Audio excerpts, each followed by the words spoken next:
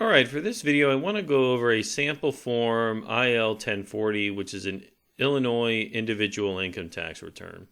So this form can be filed for residents, part-year residents, or non-residents that have Illinois source income.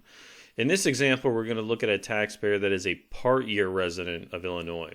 So we've got the IL-1040, which we'll go through. We've also got Form 1040 for the taxpayer, so we'll cover this as well because you need to have your 1040 completed before even really starting the Illinois Form 1040. So we'll go through these pieces, and then I do have one slide here covering some background information on the taxpayer, so the fact pattern we're going to be working with, and then some notes on part year Illinois resident tax issues. All right, so if we start with the fact pattern, we've got Emily taxpayer here is a single filing taxpayer and a resident of Florida as of the end of the year. Now, she started the year living and working in Illinois and then later moved to Orlando on April 1st, 2022 after she accepted a new job with a Florida-based company. During those first 3 months of the year, Emily was a resident of Illinois working for Company A, and she was paid $30,000 while working for Company A. Company A provided her a W-2 showing $30,000 in wages. That's both federal and Illinois wages. And her W-2 showed Illinois state withholding taxes of $1,485. Now, after she moved to Florida and took that new job, working for Company B, she was paid $117,000, and so all of that income is going to be Florida source wages. Now, Emily has a U.S. bank account that paid interest income of $305. She has a brokerage account where her investment income was qualified dividends of $950, and then she also sold some stocks during the year towards the latter half of the year, which resulted in some long-term capital gains. Now, the interest, the dividends, and the capital gains were all realized on these following dates. So she's put together the schedule here, interest, dividends, cap gains, and then marked the dates when those amounts were paid out to her, right? And so the purpose of this is for Illinois part-year residency purposes, we have to record the investment income as effectively taxable in Illinois while we're a resident. So for the interest income that's paid out after we become a Florida resident, that's not going to be taxable in Illinois, right? So we've summarized everything down here for the total. So $74 of the interest is going to be attributed to Illinois, $237. So this one dividend payment is going to be taxable in Illinois because she was still a resident. And then none of the capital gains are going to be attributed to Illinois because all of those were realized after she established residency in Florida. All right. Now let's have a look at some tax notes here. So generally speaking, if you're a part-year resident of Illinois, you're going to have to file the 1040 if you meet one of these following criteria. So the first one is you earned income from any source while you're a resident, right? So if you're a resident of Illinois and you're earning investment income, or whether it's wages or an allocation of business income, you likely have to file. The second, if you're a taxpayer and you earned income from Illinois source while you're a non-resident. So an example would be if you're a non-resident but you have an ownership interest in a rental property in Illinois, that's going to be Illinois source income, even though you're a non-resident. And then the last one is if you had some withholding taxes and you want to file to claim a tax refund. Now, Illinois just charges flat rates on all of the income, so we're looking at a 4.95% tax rate on that net Illinois taxable income after accounting for that exemption allowance, which we'll get to. And so the exemption allowance for individuals, it's $2,425 for the taxpayer. And so you're still entitled to this, but you have to reduce the exemption allowance based on the ratio of your actual Illinois portion of the base income, so that income that's attributed to Illinois over your total, right? And so we'll look at that computation later when we get to the returns. And then we've already looked at the table, but generally you're reporting income using the cash basis method. So the investment income, when it's accrued to you and paid out, that's when you're recording it based on your residency. Now, the Illinois Schedule R and R instructions have more detailed instructions on each line item. So if you're unsure how to record it, the instructions have some language that will help you determine what state that should be attributed to. All right, so let's have a look at the federal return, and then we'll jump into the Illinois IL-1040 and then the Schedule NR. So we've got Emily's 1040 here, federal income tax return. We can see the total amount of wages up here on line 1A, right? So that's the wages from Company A in Illinois and Company B in Florida.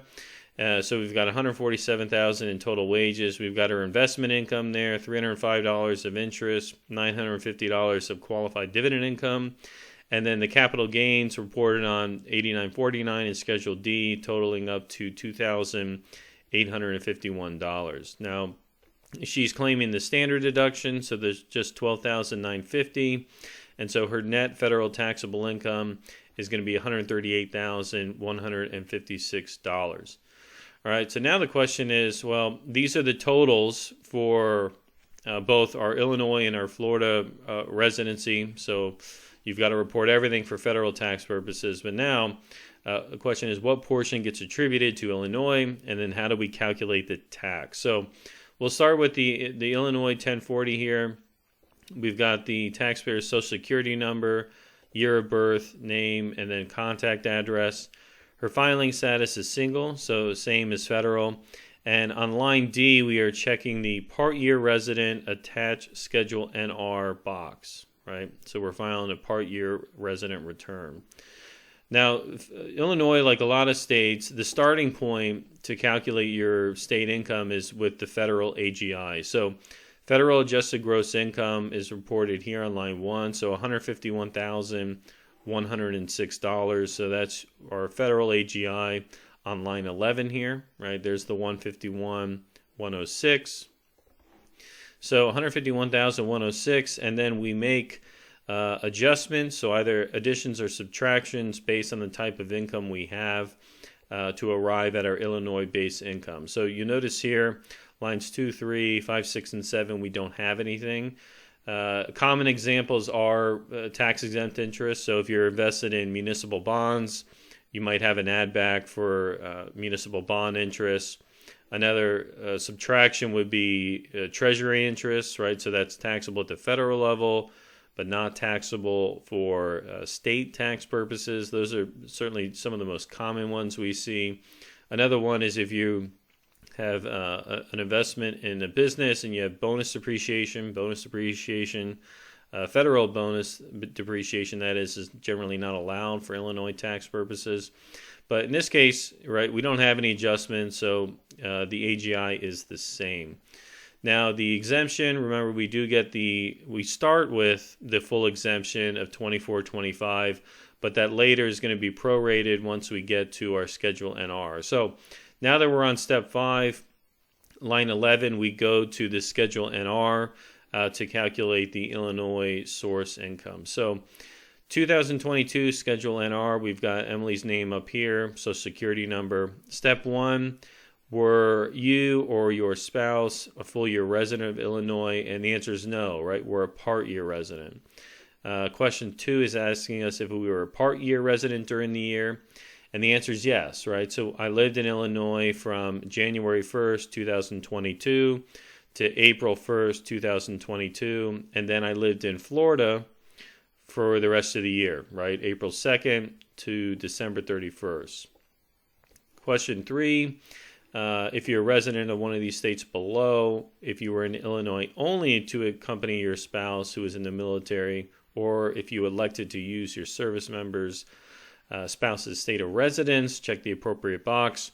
None of these apply, right? Emily is unmarried, and her resident state is neither of these, right? She moved to Florida. Okay, so steps 2 and 3 here. Step 3, we can see we want to fill out the federal column just as it is reported on our 1040. So we can see the full amount of wages, interest, qualified dividend income, and then the capital gains of $2,851.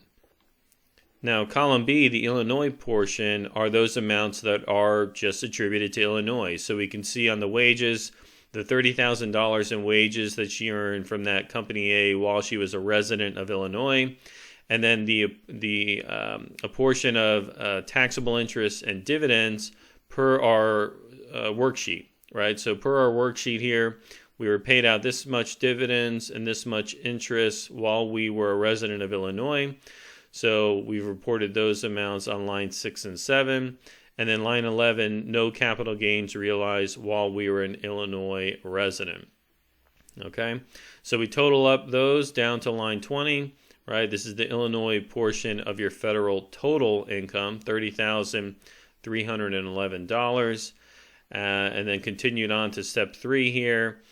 We've carried over the Illinois portion there on line 21.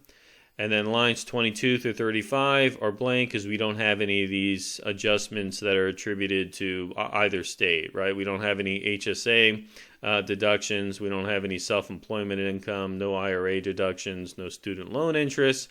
So none of these are blank. Now, in your scenario, some of these might apply. And if so, you need to report them, not just the federal column, but then allocate the appropriate amount to Illinois if it's appropriate. All right, so now total everything up. We've got our adjusted gross income as reported on IL-1040 line 1, right? So there's our $151,106. The total amount here from Illinois, $30,311. And then now we move into the adjustments and subtractions if we have any. In our case, we've already covered this. We don't have any tax-exempt interest or tax-exempt dividends. We don't have any other additions or subtractions, so these line items are blank. All right. So now we're just totaling everything up in step 5. So we've got our line 46 amount is just carried over from above, so $30,311. There's our $151,106 amount. And then now do some simple math here to try to figure out the reduced exemption allowance. So it asks us to divide line 46 by line 47, and so we get 0.201. So effectively that's 20.1%. So our Illinois portion is 20.1% of the total. So we take the 20.1% times 24.25, and we arrive at 487. So 487 is the amount of the exemption allowance that we can deduct. So we've got our $30,311 minus 47 leaves us with $29,824. And so when we apply the flat tax rate of 4.95%, we're left with $1,476 of Illinois tax owed. All right, so once we have lines 51 and 52, we can go back to the Illinois 1040 in step 5, and we can carry over those numbers. So there's our $29,824. There's our $1,476 in tax. And we can see here in step 6 and 7, we don't have any credits or other taxes that were paid that we can use as credits. No other taxes, no use taxes, no household employment taxes owed. So the net amount of tax that Emily actually was liable for during the year is $1,476. Now on line 25, she can apply the withholding that was reported on her W-2. So Illinois income taxes withheld were $1,485. So she gets a credit for that, which leaves an amount that she overpaid of $9. So all of this, when it comes down to again here, she gets a tax refund of $9, right? Now, she still had to file, but she is going to get some money back, $9, and she's elected to just have the $9 sent to her via paper check. Now, the last thing that needs to be included, because you have Illinois income tax withheld here, you have to attach Schedule IL-WIT. So she's included that here. We have our Schedule IL-WIT, name, Social Security number, and then the form type here, we have a W-2 Letter code is W, so we put W. The EIN for the employer. All of this information will be on your W-2, so you can just carry it over. Total of federal wages, the Illinois wages, and then the Illinois income tax withheld. All right. Okay, so that covers it for this video. I hope that was helpful. If you have any questions, please leave a comment below, and I look forward to seeing you again on the next video. Thank you.